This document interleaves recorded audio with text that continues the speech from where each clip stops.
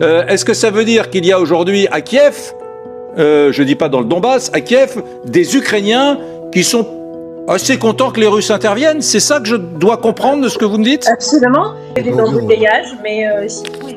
Ils iront demain. C'est la première fois que j'entends qu'un gouvernement démocratiquement élu est un gouvernement fantoche. Mais enfin bon, c'est pas tout le monde, c'est pas qu'on soit blanc ou noir, mais enfin, c'est bien la Russie qui a attaqué ce matin.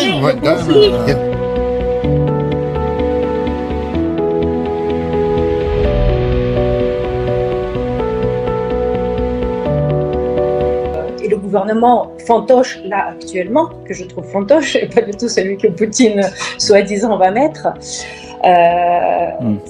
Vous parlez Moi, je là suis de extrêmement emportée contre tout ce qu'on entend là actuellement. Les pauvres Ukrainiens, mais les pauvres Ukrainiens, ils y sont, avec ces gouvernements successifs, avec cette misère, avec cette économie délabrée. Elle parle de Zelensky. Oui, mais vous parlez de Zelensky, vous parlez de qui? Vous parlez des... De Zelensky, oui. Oui, oui. Donc vous, vous, Ukrainienne, vous considérez que Zelensky, le chef d'État dûment élu d'Ukraine, est à la tête d'un gouvernement fantoche? Fantoche, d'une chose, et puis la deuxième chose, c'est une personne pas du tout démocratique. Il y a quand même 4 chaînes oppositionnistes qui étaient fermées. Il y a des journalistes qui sont tués. On décrit ça pour la Russie. Finalement, les Occidentaux ont une vision un peu idéalisée avec le méchant ours russe et la gentille démocratie ukrainienne. Vous dites que c'est pas si simple que ça?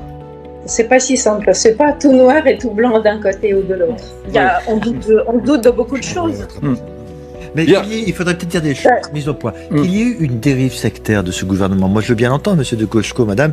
Peut-être y a-t-il eu des dérives sectaires, peut-être il y a eu effectivement des assassinats de journalistes, mais je vous rappellerai qu'à Malte, on a aussi assassiné une journaliste.